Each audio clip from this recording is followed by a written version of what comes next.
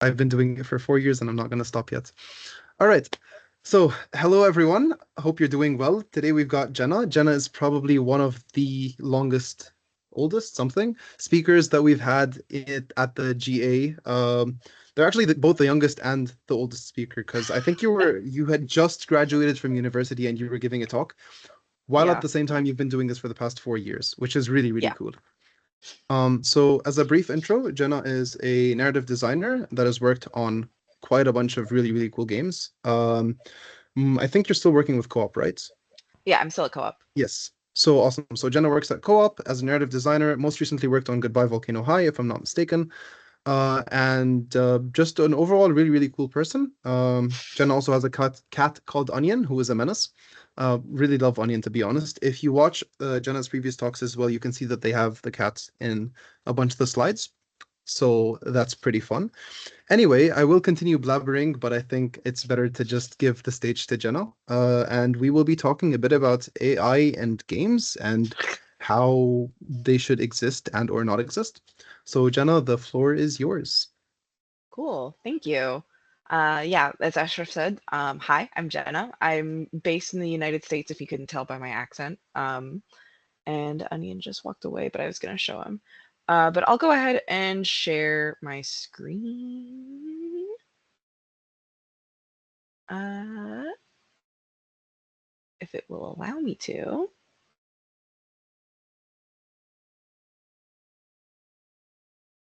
Okay, I can see the screen. You can see the presentation. Cool. All right, so I'm back for another year.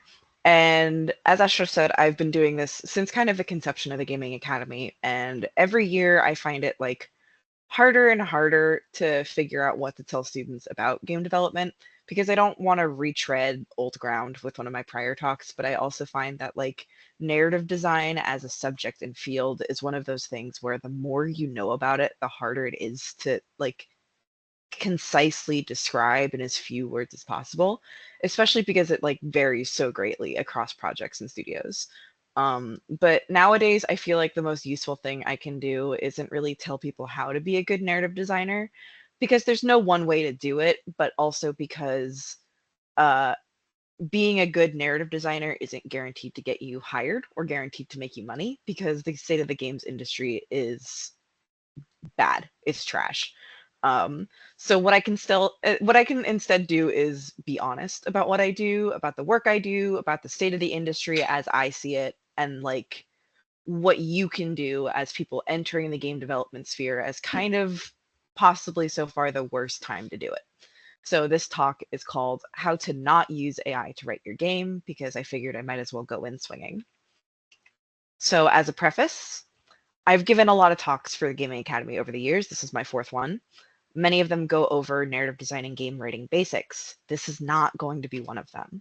It's going to get like a little philosophical and weird. So just like, please be patient. And if you find that this isn't to your taste and you would rather have more like objectively useful content, all my talks are available on YouTube for free on the Gaming Academy channel, and I'm sure the links will be posted eventually. So let's get into it. So I'm going to present a several step process on how to not use AI. And step one is think of an idea, any idea, because this is where games start with an idea, either for a story or a mechanic. It's just something to build the game around. So step two, fail to think of an idea. Here's where AI shills are going to tell you that AI can save the day and that it can come up with ideas for you. It can't. It will do its best to spit out ideas that other people have already come up with and tell you any amount of affirmation you need to feel good about choosing to use AI. So step three is try again. Try to think of an idea again anyway. And here's where AI shills will tell you AI can save you time, it's efficient. And even if that were true, efficiency in terms of saving you time on ideas comes at the cost of using unimaginable resources. And regardless of the resource usage, where AI is right now is that any idea it generates for you, you're probably going to need to correct anyway. So step four is fail again, and then give up. Give up on coming with an idea. Nothing's coming out. You'll maybe think that AI could have solved all your problems by now, but it can't and it won't. It's marketed on an imaginary convenience that will supposedly exist someday, but that day isn't here yet, and honestly probably will never be. So step 5 is go outside. Self-explanatory. Step 6, look at the sky. Look at a cloud and try to think about what it might look like, even if it's a stretch. Look at the sunset over a grocery store parking lot and try to name every color you can see. Don't worry about accuracy, focus on feeling. Step 7, look at the ground. Look at the chalk drawings on the road. Think about the child who drew them, knowing the rain would wash it away someday. Think about how they chose what to draw and what color they chose to draw it with. Step 8, look at graffiti. Think about the person who might have made it. Think about where it is. Think about when it'll get painted over by the city or by another artist. And think about what may someday be painted again in its place. Step 9, open a map. Look at the roads. Think about how many people travel on them each day. Think about what the map might have looked like before AI, before Google Maps, before pavement, before cars. Think about how people have traveled the roads of the world like blood cells in the veins of the body for centuries. Step 10, look at a bird. Look at how the light catches on its feathers, even for the little brown songbirds that look like every other little brown songbird. Watch the crows attack the eagle to steal its fish. Watch seagulls stalk people at the beach to try to steal a bite of their food. Step 11, look at a tree. Look at every leaf or needle it has, no matter how far away you are from it. Imagine you could count them all. Imagine someone placed every single one on that tree just so. Think about what might live in its branches, under its bark, or tangled in its roots. Think about the moss that clings to it and the ferns that grow out of the moss. Step 12, pour a glass of water. Watch how water hits the glass, how it warps the light that travels through it. Imagine light is a message and water is a language, and study the refraction that emerges from translation. Step 13, write a sentence, any sentence. Think about how many years of history we carry with every word we speak, every dead language that bore the seeds of the ones that live today. Think about how many sounds we use that are older than writing itself. Step 14, write another sentence, and another, and another. Step 15, keep writing for as far as that momentum will take you. AI is already everywhere. It's already started to seep into the video games industry. It's in localization, it's in 3D model textures, and video game executives want it to be in writing too. They want to replace any and all human labor they can in the interest of efficiency and maximum profit. They're closing down studio after studio and laying off thousands upon thousands of workers. And they're doing it because they don't care about making games or stories or art. They care about making profit and making products that generate that profit. They care about numbers before all. But you're not a video game executive. You're you. And you want to make a game anyway. It's why you're here, isn't it? So make the game. Even if it's bad, even if it's a hard process. Make the game because making it is the point. Make the game because creativity has always been the food of the soul for all of human history. Make the game because you want to make it and not because it's easy to make. If you want to make something easy, there's probably nothing I can do to convince you to stay away from AI because convenience is a hard thing to quit. But I'm inviting you to try anyway because you'll never grow if you don't challenge yourself and because creativity is a muscle and muscles never get stronger if they're never used. You're probably not going to make much money from the game you make, if any at all. So don't make games into your life and don't make them to make money. Make games from your life and make games because you love them and because you have something to say. If you're still not sure what to write about after all of this, I have some starters for you. Write your desires. What do you wish you saw in the world? What do you wish you could feel or do right now? How do you indulge yourself? What kind of story do you want to experience? Write your values. What do you care about? Do you care enough about it to make a stand? Do you care enough about it to write truth to power? Write your pain. What haunts you? What drives you towards the need for catharsis? Nothing will fix pain other than addressing the root. But art and writing have been necessary methods to process and share grief with others since time immemorial. Write your sincerity. When someone reads your writing, how much of you is present in it? What do they learn about you? How much are you willing to expose yourself to scrutiny? There's no shortage of irony in the world. Everything's a joke and a reference, and it's really easy to hide your true feelings behind layers of disdain. Write your love. Who in your life do you want to remember? What pieces of them can you sprinkle into your writing? Every vocal quirk, every habit, every facet of someone you love. Can you preserve them through the art that you make? Can you make it a tribute to them? AI doesn't have any of these things. It has no desires, no values, no pain, no sincerity, no love. It only has the source code that built it and the data it was trained on. And games are more than just data. Stories are more than just data. Every piece of art, every story told, is the result of somebody trying to communicate. AI can't read your mind. If you have something to say, you need to be the one to say it. So, sure, AI might be able to write a game for you, but it won't necessarily reach people the way that a person can.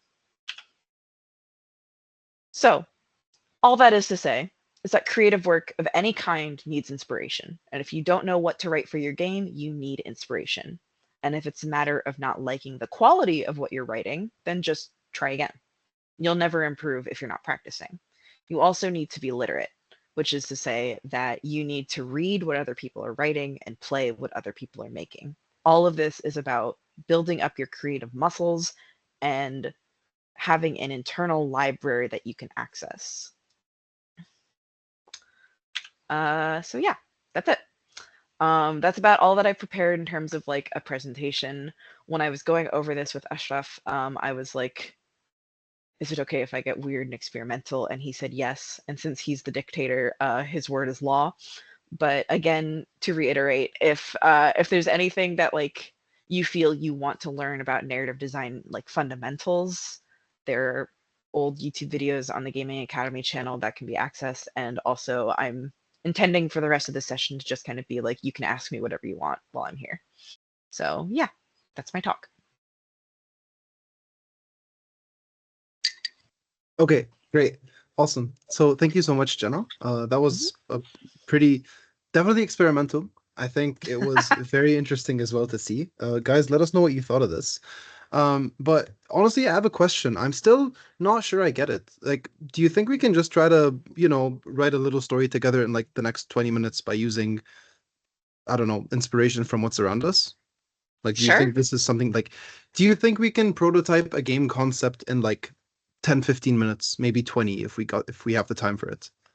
I Do think you guys so. want to try? Okay, so let's try this. Guys, I want you to give us a topic as a starting point, and then Jenna, you'll take the lead, and I'll just be here to support you along with everyone else. And then Sure. we can just come up with like a general game concept on what can be done. Usually my point of inspiration, like for starting, has always been like a random word generator. Always found that to be very, very fun to use Yeah, those because are fun. it just gives you like a random idea to start with, basically. Yeah. And with the fact that you just have a starting point instead of like a giant, uh, you know, uh, like I'm not asking the generator to be like write me a story. It's more like give me some random words and I'm gonna try to connect them all together. Yeah. Um, Something ha- that I tend to do is obviously like I start with like a story idea first, but when I'm trying to think of a story idea, I'm usually like looking at my surroundings or like what I think is like a common theme in my life at the moment. And that can be anything from like, oh, I've been painting my nails a lot lately, or like I've picked up this new hobby. So like one thing that I've been thinking about a lot lately is like gardening, because I've been growing my own plants from seeds for the first time. Honestly, that's a lot of fun. My family and I have been doing that for quite a while. Like we have a garden out, like you can't see it. It's not anyway. Nice. We have like a garden and we usually plant like, tomatoes, squash, baqdunis. What's baqdunis? It's not celery. It is, guys, help me. Um, we also do like cucumbers and stuff, and then like in the mornings, especially in spring, like dad cuts them up and stuff, and then the smell of like fresh stuff is just really, really good. Parsley, yes.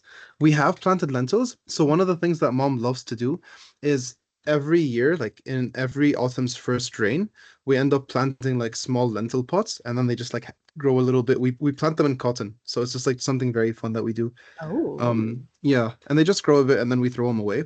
Once, instead of throwing them away, I decided to put them in dirt instead of in the trash. And we actually got like 6 or 7 lentils the next year, or like, a that's couple of months awesome. later. So that was very, very cute, to be honest.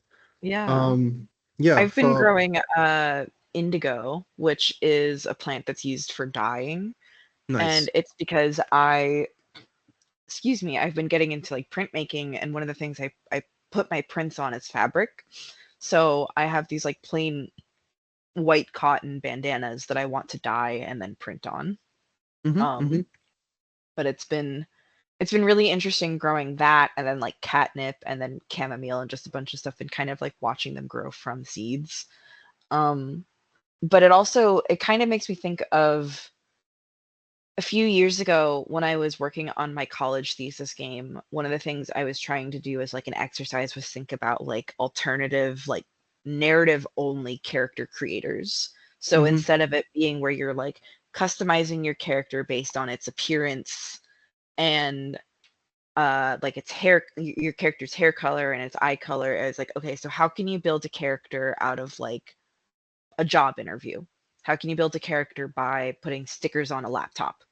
How do you build a character by building a playlist? And now I'm thinking about like a garden as character creation, like that's what you so can learn interesting. about somebody through what seeds they're growing, or like whether or not they're getting seeds or just buying the plant. Mm-hmm, Like what kind of stuff they're using to decorate their garden, how they care for it, stuff like that. mm-hmm, mm-hmm. So now that you mention it, I think we have a general base as a concept. I need to open the door real quick, but basically, Sure. I think let's combine the concept of planting, just like planting and Hmm. seeing how we can work with plants. And someone asked if we can have debit to be the topic of the story.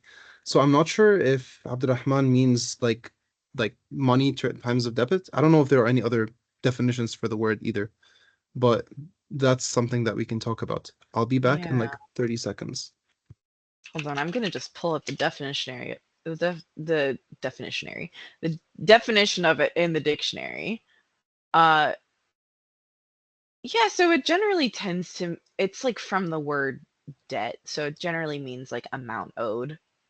Okay. Yeah, So people yeah. owing each other money or organizations. So Okay. debit and a garden. So one of the things I know about planting abroad is that you, as a farmer, do not actually plant your own plants.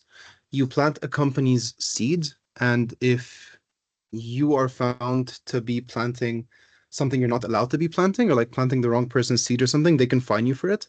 At least that's what I've heard Mm. happens in the US. I don't know if it happens here as well, but I that's don't know. basically, I That's a very interesting point. That might be specifically in like commercial agriculture. yeah, Because I 100%. don't know that that applies to like an individual basis. But oh, a Yeah. seed bank is a great point. Um, Kind Okay. of really going for like the pun Yeah. for money owed and planting. If you're not sure what a seed bank is, it refers to like kind of like a vault of seeds. And I've seen them used in the context of like climate change and environmental issues, of like preserving, ensuring that certain seeds are going to be available to future generations, which I think is actually very relevant to the idea of like debit and like an amount owed, because you could kind of think of like carbon usage as something that is owed, and like overusing the carbon budget in terms of like how much CO2 humans are putting into the atmosphere versus the timeline that we need to follow in order to like um Survive, not do that. basically. Survive, yeah. What And I if mean, debt and debit are, debt is the kind of loan similar? word. Yeah. Yeah, absolutely. I So was debit, thinking yeah, yeah. I was thinking of something that was kind of similar to this as well. Like, what if you are a meat eater? Okay, I don't know what kind of animal it is, but let's say it's a, I don't know, a tiger or whatever. And you Hmm. basically need to plant a garden to get the seeds, and you give these seeds to the seed bank, and in exchange, you actually get the meat that you can eat. So basically, so I was thinking at first like maybe you can exchange the seeds for like oxygen or something of the sort, and you have to like just keep them. Hmm. But technically, plants make oxygen. So I was like, what if you need They something do, you yeah. cannot get? So maybe it would be Mm. like a farming sim, obviously. Yeah, But actually, hold on. I'm going to pull up a whiteboard yalla, and let's do that. we can we can start like just putting ideas down on it. Okay, that sounds good. Okay, it is currently 7:58 for me. So let's say that we give it 20 minutes starting now to come up with a game concept. Okay? Cool. Okay, so we have the idea of the seed bank so far. Thank you, Karim, for that. We have the idea of debit slash debt from Abdurrahman. So that would be part two. All Let right, me so I'm see. going to share my screen once more, Perfect. and it's going to be for one of my work whiteboards, so just don't read into it too closely. You can't see anything else, so it's blank, but it says like NPC brainstorming. Don't worry about it. All right, so hello. Perfect. Okay, so we're gonna be gardening. We've got seeds, we've got debt, 100%. Yeah. So far, Karim came up with the idea of gardening and plant blah, blah, blah, blah, seed banks, basically.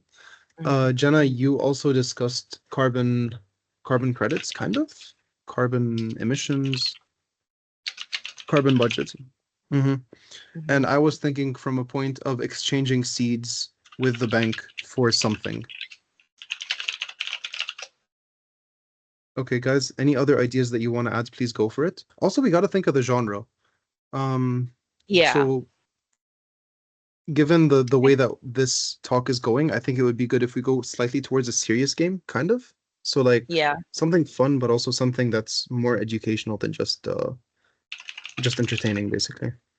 Yeah. I also think that in terms of like mechanical genre, I Hmm. think gardening really lends itself well to life sims because life sims are Yeah. all about like a repetitive game loop that you're doing kind of the same actions over and over and then kind of watching the results change over time. Like it's like Hmm. life sims are tend to be grounded very much in like a daily or monthly or like seasonal game loop, Yeah. which is Yeah. why gardening is kind of like a staple of life sims. Hmm. 100%. Have you seen Rusty's Retirement? It's like one of those games that like exists at the bottom of your screen, so you can do whatever you want while at the same time watching the thing Yeah. passively play.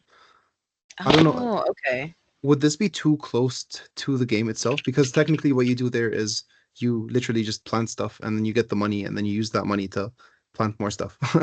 So I don't know if that works basically, if it's too close to that idea. Um, That's interesting. I have heard of it. Something that I've always thought about a lot is like, what does a life sim look like without capitalism, or like with mm, specifically kind of like counter-capitalist game mechanics? Because life sims are kind of considered like the cozy genre. yeah, So I don't really consider capitalism or like money making to be very cozy. yeah, So like yeah, when I'm playing a lot of life sims, I tend to think about like, okay, like what are my cash crops? Like, um, like how do I maximize my playtime of this cozy game to make as much money as I can, which is a yeah. bummer. Ooh, wait, hold Hmm. on. Seed loans. Oh, I like that. Hold on, I'm Okay, just that's gonna nice. copy and paste that message. Sure. So I'll read it out as well. So beekeeper taking out seed loans to pay back with different kinds of honey, or trying to find the honey of youth recipe. Wow. It might not make much sense with the bank part, but honestly, it might actually, because technically, if we want to consider it, Well, basically, also, yeah, go on. so what I'm gonna say is, I mean, I think if we take the word seed bank and make it into like a bank for bugs where you can like borrow seeds from them and maybe you are the bees or something. Like I think like there's a really cute little like indie game spin on it that we can take. Yeah, Um, and it's like every bug is trying to like you have to gain the bug's trust before they're able to actually give you the seeds that they have, because mhm, these seeds are super important to them and they are their lifeblood in a way. So like they want to trust you, but they need to prove you need to prove that they can trust you to make more of the seeds that they need, basically. So, and I think this also plays really well. don't worry This about it. plays really well. Yeah, don't worry about it, 100%. I think this plays really well on your concept of like the opposite of capitalism in a way. We're like we're working on abundance. So like we Mhm, just have to plant the seeds, we have to get the honey, we have to spread the pollen, and then we once we make like a beautiful garden of a certain type of seed, we can prove to the next bug that we're able to do this, and then we have certain mechanics that will change from one seed to another or the way that they grow, mhm. to actually get to the next one, basically. Yeah, Something I of the like sort. that. And there is like a Mm-hmm. question of like what seeds need differently for growing. Like when I was growing Mm-hmm. my indigo seeds, my indigo needed heat. So I actually had to go out and get like a heating pad for them to grow. Okay. Whoa. And like just thinking about like, you know, the amount of water, how much spacing things need. Like there are so many like micro adjustments that each seed like kind of needs that like if nature isn't the one providing those micro adjustments, then you kind of have to be the one to do it. And it's really weird to Mm-hmm. think about like how much effort goes in to grow something out of its native environment. It's Mm-hmm. very interesting. But I Okay. see that we have a lengthy message on AI. Yes. We can get to this right after the idea, I think. Oh, after the So idea? Okay. yeah, I think like because we basically have like I think 14 minutes left or so to finish coming up with the game concept. Okay. So we'll do that real quick, and then when we're done, we'll get to all the questions that have to do with the AI concept. Basically, the point of this activity is to prove that we can come up with a game idea pretty quickly, and like it's going to be something fun without the use of any sort of external tools other than our own Hmm. brains and our friends. Hmm. Mm. So, I don't know if do you think it should be a level-based thing or like a level-based, quote-unquote level-based? So like you have a base and then you travel to different areas across the map, and then each area has like, I don't know, a little gardening spot in front of every bug's house, and then you just have to help them get it there. And then, for example, oh my gosh, it would be so cute because like let's say that the day goes on, so they just come over every now and then and they like bring you sweets or bring you fruits or whatever so that you can keep up your energy or something of the sort. So yeah, management sim to a certain extent will be something that happens later on, but I think it would be more of like because we don't want to go towards the capitalism section, so it would be more of like people will volunteer to help you once they feel like they are able to do the thing. So That's let's say oh, the I like ants that. Hold on, I want to write that down. go for it.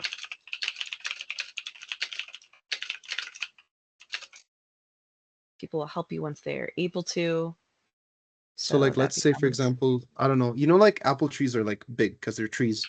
So let's say you get to a point where you pollinate them because you fly. Instead of the ants going up to grab the apples, they just wait for them to fall and then they are able to harvest the apples and plant the seeds in place and whatever. Something of the sort. But it's probably mhm. not apples, but you get the concept. Um, okay, cool. And what about the genre? Well, I mean the genre is life sim management sim. Okay. Um, cool. What would our art style be? I think there could be oh, there's this one specific game that I'm thinking of that's like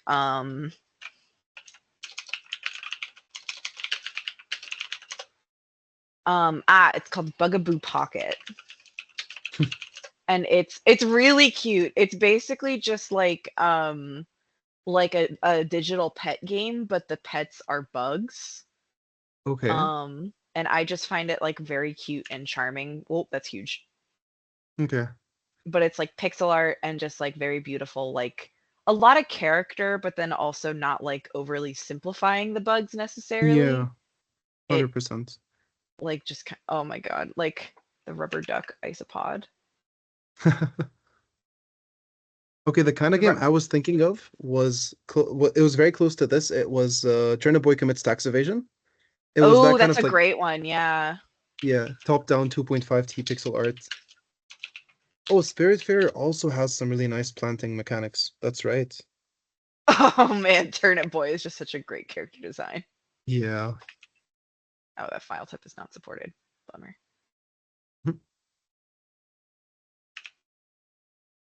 But yeah, just like kind of collecting like visual references Mm-hmm, mm-hmm. um is very important. Yeah, okay, yeah.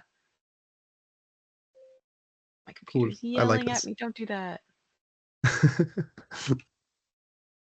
Yeah, fuck it. When's our Kickstarter campaign? Yalla, my heck, we should do it. Listen, I'm gonna have like 4 months off. I might as well just make this. Okay. Um, Awesome. yeah, no, very Okay. charmed. Um, cool. So I guess we have a game concept. We do. Are we Spiritfarer is great. missing Oh, anything? let me put Yeah. Spiritfarer.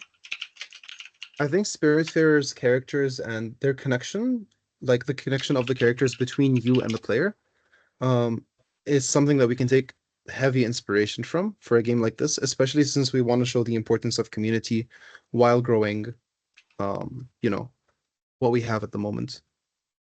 Yeah, I think so as well. Mm, awesome. I'm just going specifically for Spiritfarer's garden Hmm. because I really like that kind of like scrappy look where it's like Yeah. using a lot of resources that you have. Hmm. Awesome. Yeah, this Okay. is pretty Cute. cool. Shaping up. Yeah. Okay. What else are we missing? So you basically, Jenna, do you want to summarize what we've got so far? Yeah, so we have an idea of a game based from Gardening in Debt, which is about being a little bug that is going to the seed bank and exchanging seeds.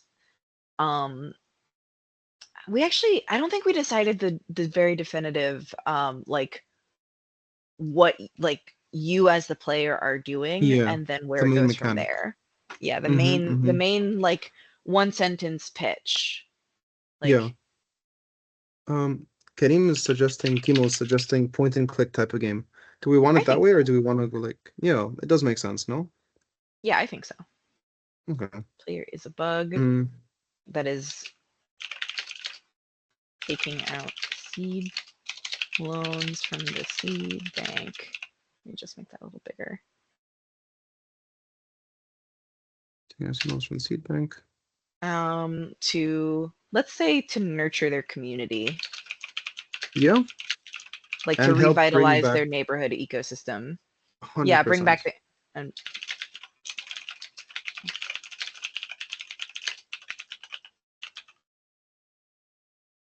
let's say Cool. that. Uh,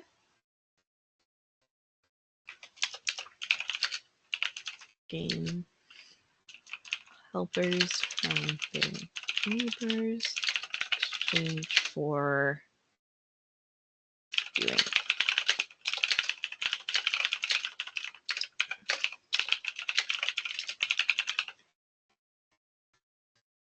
Hmm.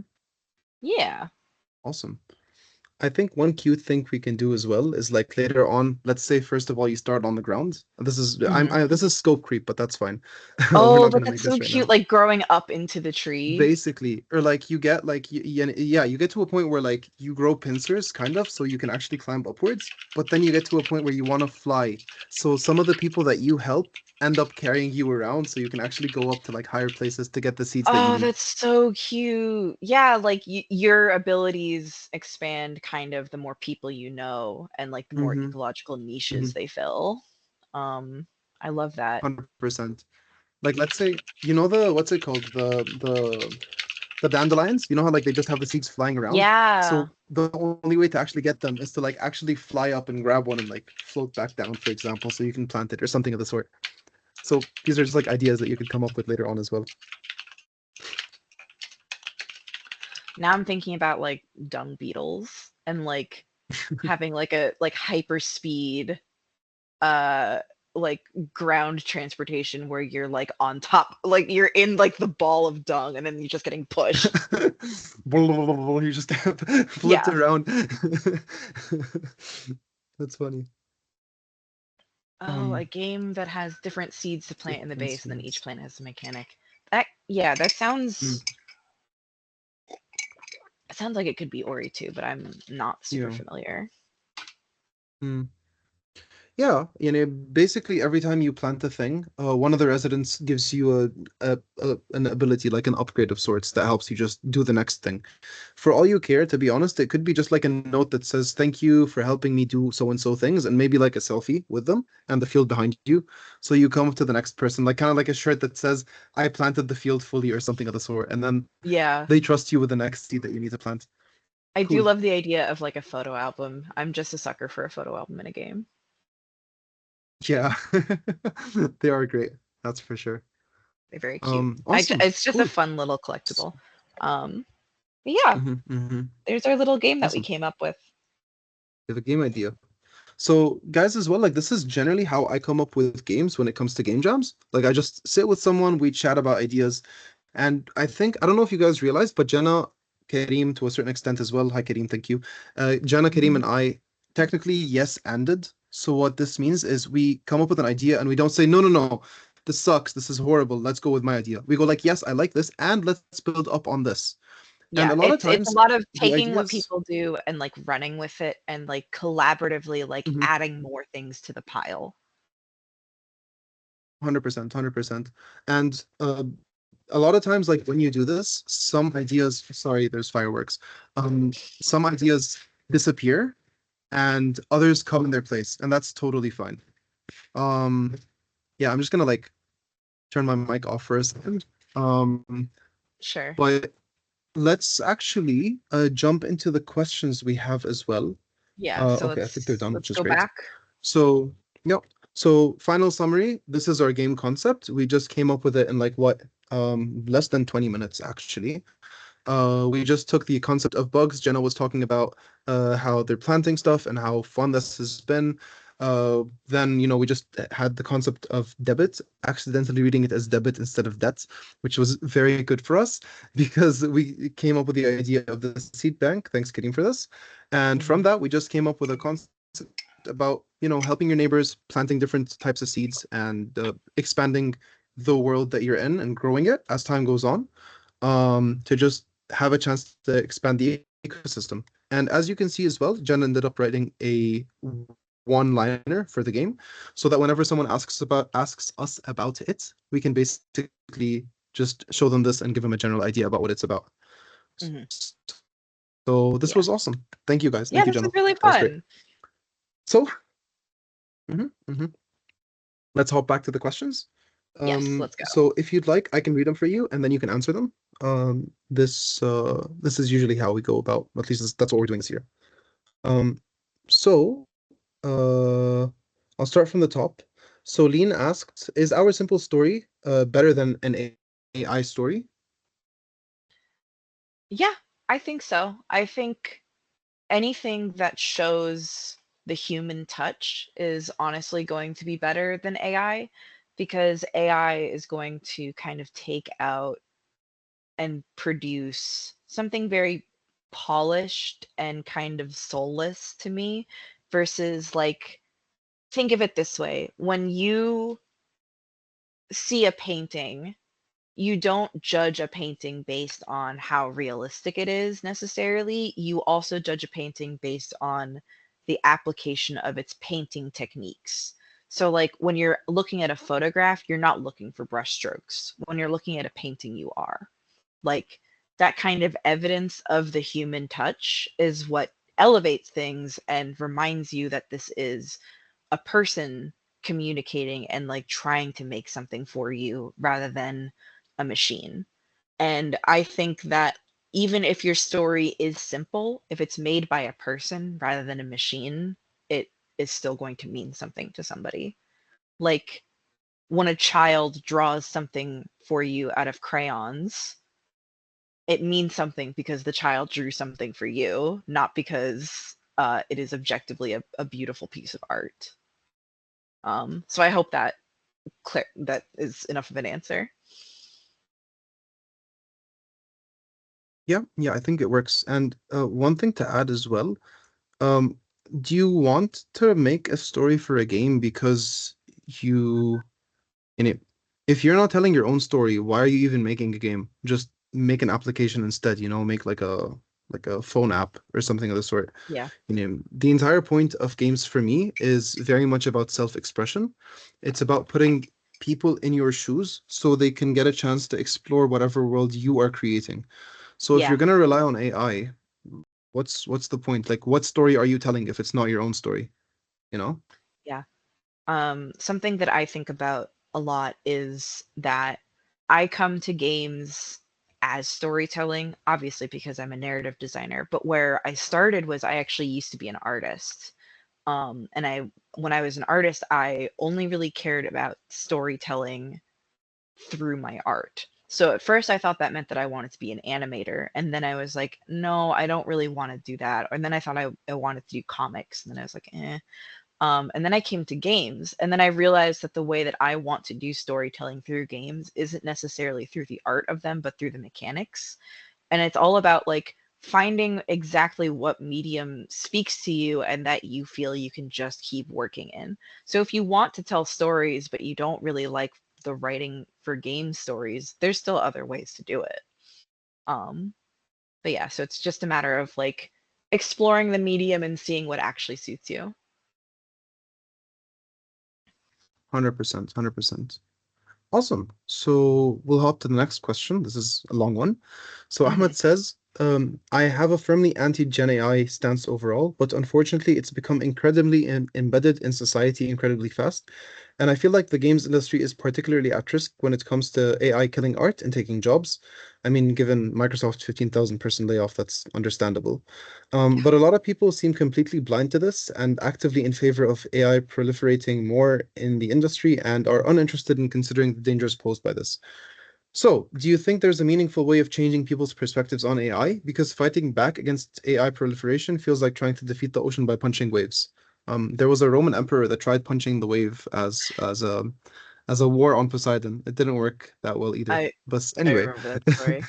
Um, so yeah, that's a great question because I really sympathize and I do find that it is very easy to spiral about this and think that it's kind of pointless to try to argue with. But the best thing that I have found for me is when I encounter somebody that has used AI and suggests it to me very earnestly. I try to engage with them in good faith. I don't immediately start yelling at them or shutting them down or arguing with them. I don't get mad at them. I instead ask them why they think it would help me. And I kind of explain my viewpoint, which is that like I was talking to a stranger recently and I was talking about my work writing for video games and he asked me, well, he didn't even ask, he just assumed. He was like, "Oh, I'm sure you've already started to use AI in your work now." And I said, "No, because I actually really like the process of writing. Like using AI to come up with the ideas is defeats the purpose of my job and I actually prefer to like be the one coming up with it and like do that kind of exercise for my brain." I've also had to argue with like my mother and my aunt about like, why do you guys use AI, and like, does it actually save you any time? Like does it actually make your life any easier? And if it does, I try to gently explain to them the cost of AI. Because the one thing that people can never really seem to argue with is the cost. Because the amount of water and power and like heat and physical space that it uses is not going down, it's not going away. Even if AI is everywhere, like I can point to like, hey, you know how those annoying fucking data centers are being built? That's all for AI. And that's something that has like really given my parents pause because they hate the data centers. So it is um very difficult to try, and it like you said, it does feel like punching the water to defeat the ocean. But uh I don't know, when crypto and like Bitcoin and like Web3 and NFTs were all coming, like everybody that was in deep in those tech had been like, this is inevitable, like this is the future, like it's never going away, and then the bubble burst. I do believe the AI bubble is going to burst eventually. Like, I just simply do not think that the promises that they're advertising it are going to come true. And I think it's just a matter of like firmly resisting it and like doing your best to kind of disentangle yourself from that tech and encourage people around you to do it too. By avoiding those tough conversations, you're not going to change anybody's mind. So, like, this presentation for me today was in hopes that if there's people here that believe in generative AI, that I could hopefully change their minds by talking to them and trying to really explain what the creative process means to me, and hope that I can invite them to find out what it means to them too.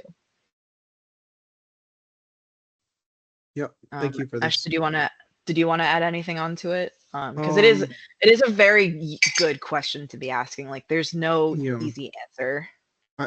absolutely. Like there generally is not an easy answer. What I'm worried about is not the now, it's the AI in 5 months, 10 months, a year. Because I don't know, like you remember what it was like at the beginning. Like people were posting AI art because it was funny and Yeah, because it was weird and because it was wacky. Like that was the entire point of AI art was how ridiculous it was. But now it's gotten so good to the point that you just have no idea if the thing you're liking is real or not. Like I've liked so many reels on Instagram and I end up sending yeah, them to my friends and my friends are like, actually, this is AI. Like you don't notice it, but then you realize like, oh, there is something wrong with this, yeah, but you don't even see it. So the bigger problem, to be honest, is also the amount of slop that exists in our like for example, okay, if artists need references and you are not a very well-trained artist and you're just someone that's starting out and you decide to open up something and it turns out to be AI, you might accidentally be learning something, incorrect, or you might be noticing that some of the details don't matter. And like some people have yeah, been making like art books for kids, for example. Like kids notice details much more than you yeah, expect. Like okay, us as like adults, we can skim through the thing and get, the whole, but for kids, it's much harder because they care a lot more about the actual details. yeah. Um, so that's a problem as well, like we're feeding our kids slop. Like this is really bad. Yeah, Um, it is.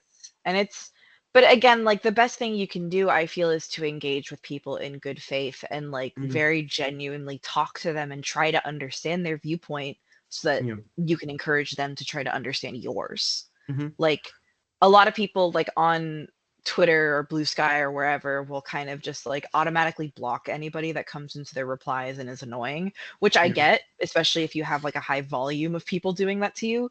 But something Mm, that I've actually found very rewarding for me is if somebody is like mad at me for an opinion that I have and they like try to like come at me for it, I will like very earnestly explain myself to them and like explain like where they misinterpreted me and like what I'm actually saying and what I'm intending by it. And that mm, actually has turned out pretty well because for every troll out there, there is also a genuinely confused person mhm, that is resorting to anger and defensiveness in their confusion. So if mhm. you don't keep forcing them to get defensive, you can maybe change their mind. Yeah. Yeah. Absolutely. Absolutely. Also, like one other thing you can do, especially when it comes to like ChatGPT and stuff. Um, so one of my friends was pushing me really hard to get me to use chat to help code some stuff. So I was like, dude, like honestly, like YouTube is totally fine. But I was like, you know what? Fine, fine. I'll do this once and see if it's helpful. So it took me 4 hours to program a controller for like an Xbox controller thing for the game that we're making. And I was like, okay, not bad. Like this is an okay amount of time. And then I started working a tiny bit more, and then it just get kept getting more and more and more confused. And so I decided, I'm like, you know what, I'm gonna throw this away. I'm gonna reset everything and I'm gonna go to YouTube. 35 minutes later, I have a very well functioning controller that's set up with everything I need to do with the Unity version I have, etc., with no problems whatsoever. So, I spent 4 hours of my day and burnt down like 12 trees or something, in exchange for one YouTube video. So it's like something that's absolutely not needed for me personally.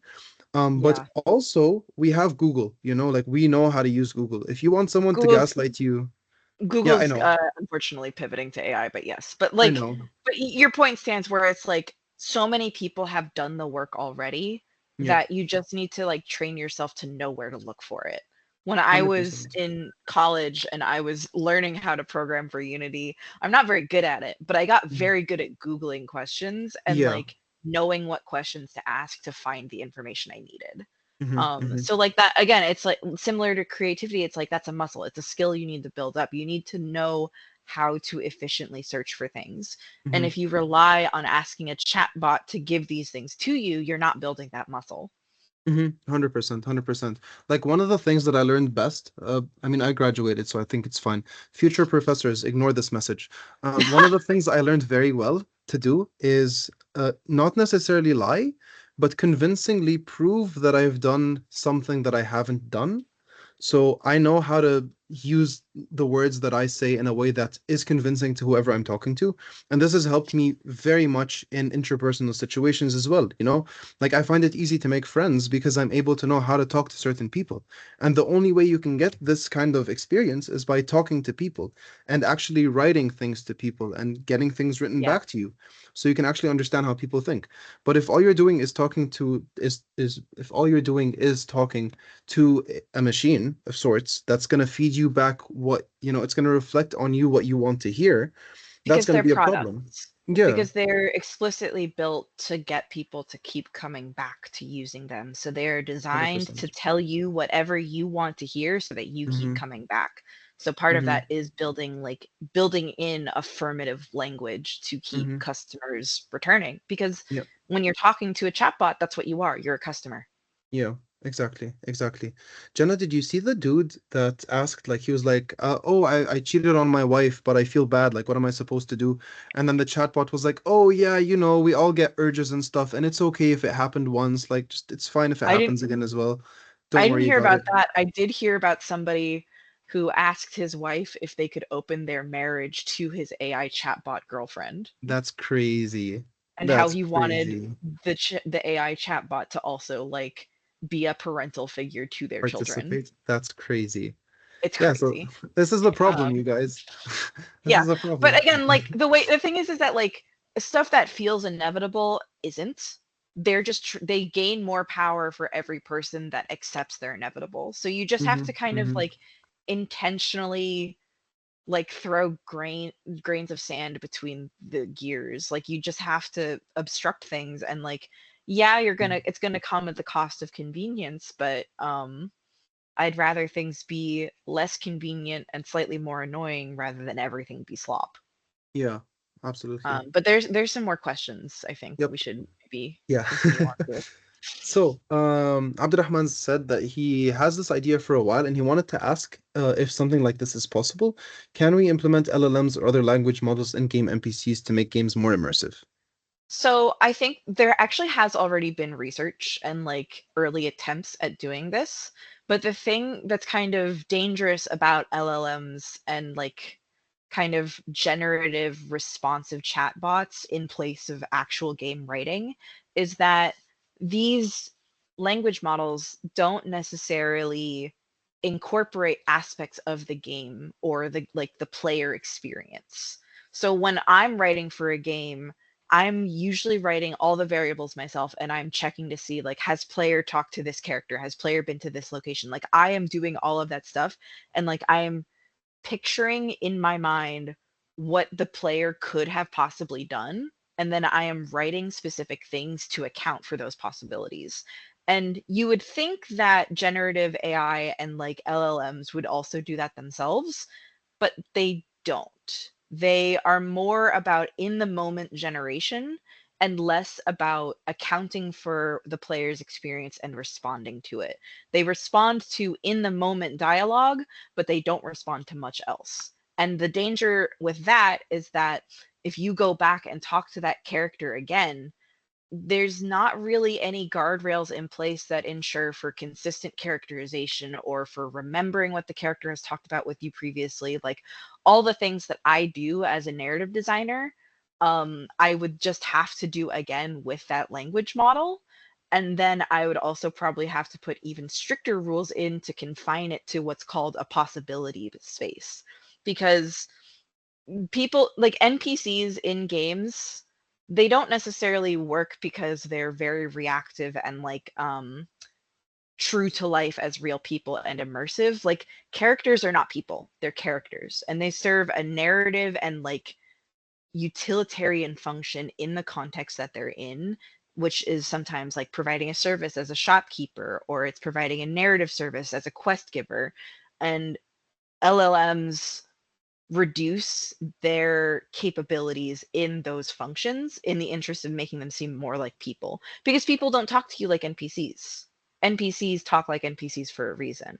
So to make them more immersive as and like more realistic doesn't actually contribute to the player's experience the way that a lot of people think they will. So to answer your question, it is possible to implement them. I don't think it's effective as a storytelling tool. 100% agreed, actually. So a year ago, I think I tried this actually. I'm grabbing my battery, but I'm still listening. Yeah, sure. So I tried this actually at one point. And when I got my friends to try it out, all they did is ask the chatbot stuff that had nothing to do with the game just to see if it would answer. And of course it would answer because it was a wrapper for ChatGPT. Like that's how it works.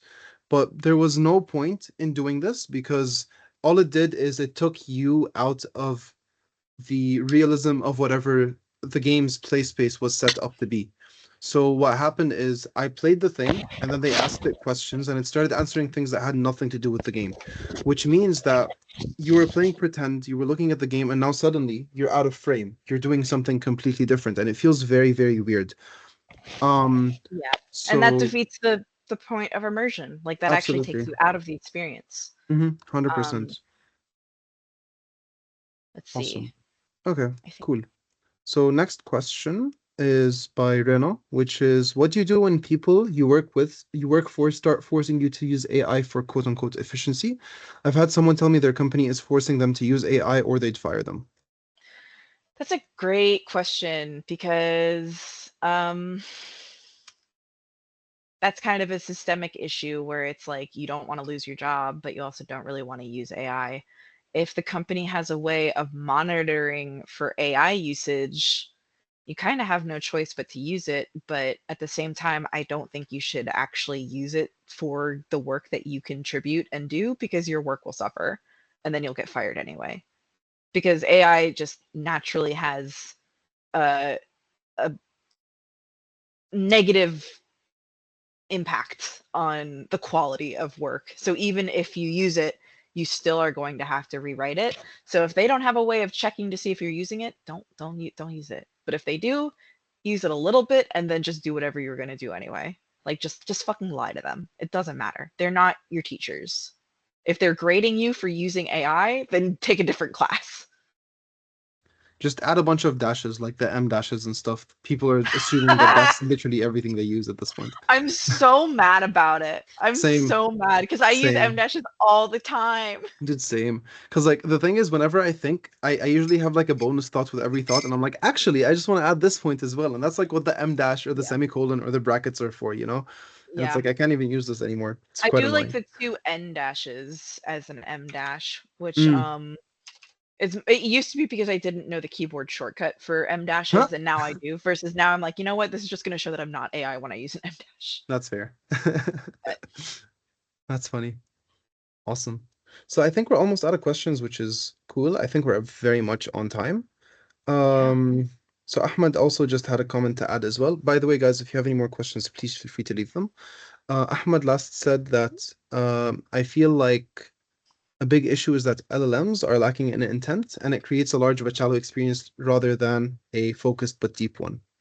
that's So, yeah, yep. that's a very concise assessment of it. And Well I done, think Ahmed. is also just like it doesn't matter how much work gets done on LLMs in the future, because they are always going to be products made to make money rather than to actually increase the user experience. Hmm. So even if you have the most refined chatbot in the world, I have a feeling it will be similarly lacking in intent because it's large but shallow, because it's trying to encapsulate all possible customers it might have rather than a specific use case that will be very rewarding for one person. So Hmm. Hmm. Absolutely. Awesome. طيب, so I see that Radwan's typing and Abdurrahman's been typing for a while as well, so we can wait for them for a bit to answer their last questions. Um, awesome. But I think this was overall really, really good. Jenna, thank you so much. This was Yeah. wonderful. I think a lot of people enjoyed it. Guys, did Yeah, anyone not thanks for enjoy having this? me, and thanks for letting me kind of get weird with it.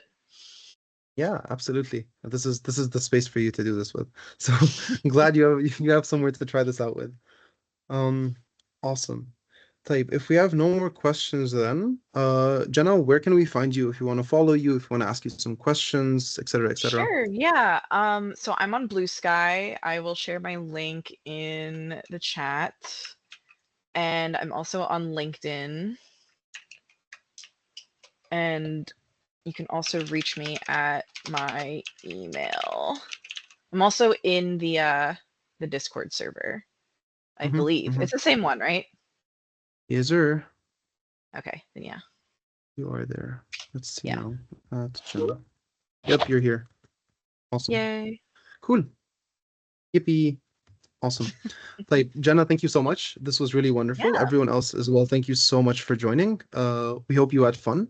Any final words, any final words basically before we close the session?